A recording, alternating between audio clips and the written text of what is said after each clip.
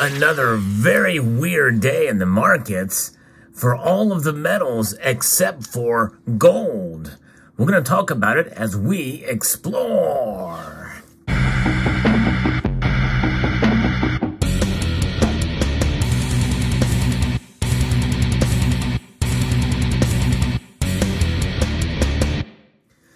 And one could make the argument that gold is the outlier because all the other metals went down today. Yes, they all fell in spite of a falling dollar. Now, typically what happens is when the dollar falls, typically the metals, all of them go up. That's not the case today. Today, all of the metals went down. In fact, we are mere moments from the market's closing, and we saw rhodium fall the most today, over 2%, down 250 bucks, which is really shouldn't surprise many of us. Rhodium is, many people feel it's overvalued, and we could see it continue to have these volatile waves. It doesn't trade nearly as often as the other metals markets do, but I digress. Palladium is down almost 2%. It fell $34. $34 palladium fell today to $1,855 an ounce. It is now down below gold in both the bid and ask price. Platinum fell $12, still hanging on well above $1,000 an ounce, but it fell about 1.1% today to $1,088 as I record this video. And silver fell almost a full percentage point, but it took the least hit.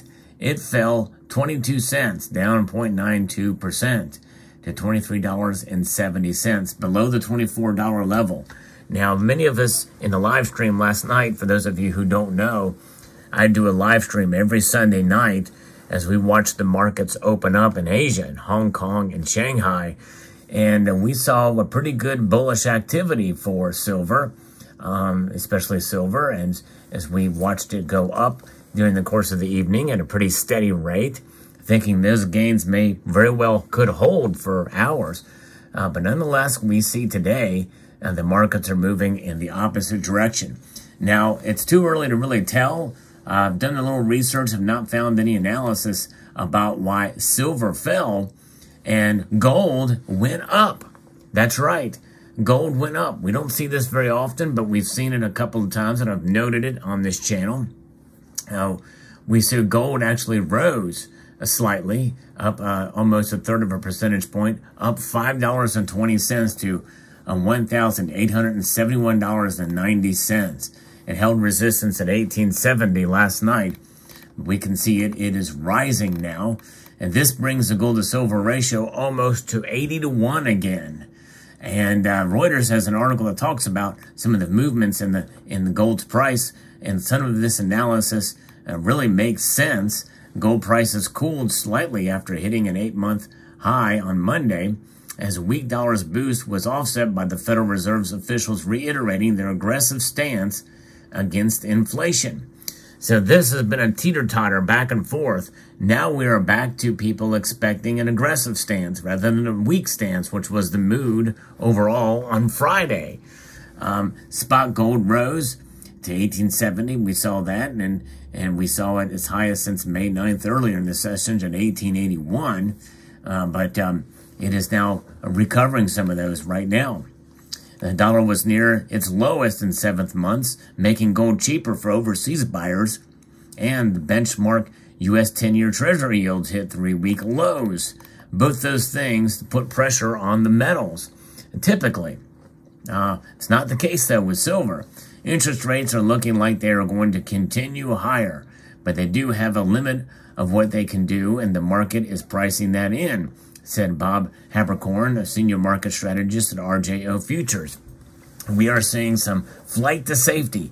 Technically, gold looks like it is more room to go because it's been strong through all these resistance points that we continue to see. While San Francisco Federal Reserve President Mary Daly said that either a 50 basis point or a 25 basis point rate hike was a possibility in the upcoming January 31st through the February the 1st meeting, Atlanta Fed President Raphael Bostic commented that it was appropriate to be more cautious in calibrating rates, with rates possibly staying higher into 2024. So heading into 2024, we may continue to see rates getting raised, at least by 25 basis points. Money market bet shows 75% odds of a 25 basis point rate hike at the Fed's February policy meeting. I think that's at least what they're going to do. I think they're going to do another 50 basis point rate hike. And the terminal rate expected just below 5% by June.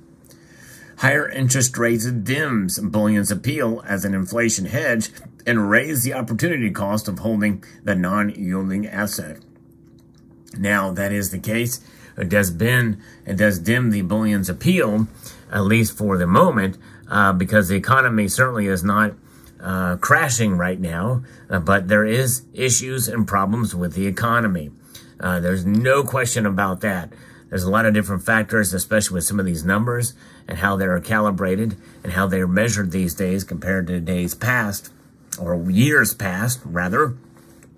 And we have to think about the employment numbers. Now, this Friday, I think we're going to get the CPI numbers. We're going to see where inflation is. Now, keep in mind, my guess is we're probably going to see lower numbers. My guess is probably 6.5 to 6.8% inflation. I'd be very curious to see where you think it's going to go in the coming this coming Friday. With that being said, what are we looking at now with gas prices? Gas prices are going up again, starting to creep up, and that will not be in Friday's measurements. And also, we have to realize that analysts are predicting between a nationwide average of about $4.15 per gallon by summertime for gas. So likely we're going to see gas continue to increase in price through the winter and into the spring. We have had fairly moderate temperatures here in the Northeast, and so my guess is probably we're not going to see this a crisis, a heating oil crisis this year, or so far this winter. But that could change in an instant. There's a lot of things going on, and a lot of fear-mongering going on as well too. So we have to be cautious in our approach here. Nonetheless, so there it is. Traders now await Fed Chair Jerome Powell's speech at a central bank conference in Stockholm on Tuesday, and closely watched U.S. Consumer Price Index data due on Friday, as I mentioned, that could offer more clues on the U.S. rate hike path. Spot silver fell, and platinum was down as well too, as I mentioned. But this only tells us part of the story, this Reuters article does. I'm going to get into a little bit deeper here what I think is going on. I think that some of these prices are a correction from Friday's rapid move to the upside for silver. Gold is not as affected. It didn't climb as much. This is something why we should be watching gold. We should watch gold because it does tend to be more stable in its move in either direction, which means that it really does provide that store of value here. And it is reacting, by the way, today to the dollar index, as it should, and the bond yields. Whereas silver, platinum, and palladium are all but ignoring the dollar, or the dollar index and the strength of the dollar today, and they are down. Why are they down? Well, look at these metals as commodities and as industrial metals. And yes, we need to think about silver as an industrial metal as well, and how the price will be affected differently than gold. I think this is what is playing a part in the price action today, because gold is up, silver is down. Silver is seen as a commodity and reacting as a commodity, and I think that is being hit. And even though most of us expect to see a commodities boom this year, we may have to be patient for that commodities boom before all of these metals like nickel, aluminum, zinc, lead, uranium, and copper. And what is the only metal that is up right now today of those base metals, other than lead and uranium? It is nickel, and it's only up slightly. Copper is down slightly.